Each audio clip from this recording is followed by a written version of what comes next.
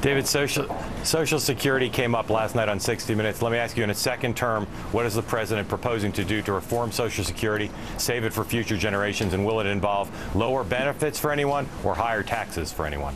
Well, I think that, there too, Mark, the approach has to be a balanced one. We've had this, we've had discussions in the past, and the question is, can you raise the cap?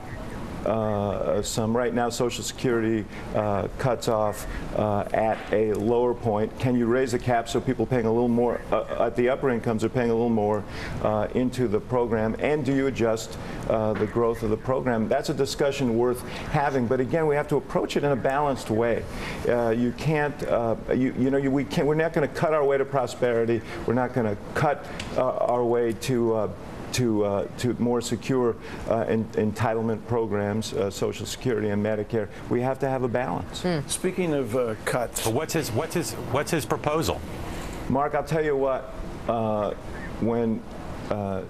When you get elected to the United States Senate and sit at that table, we'll have this is not the time we're not going to have that discussion right now unless the Congress wants to sit at a table and say, okay, we're ready to move on a balanced approach to this. The reality of Social Security is this is a much less imminent problem than Medicare, and so this is not. Medicare, we've extended the life of Medicare by close to a decade through the changes that we've made, and Governor Romney wants to repeal.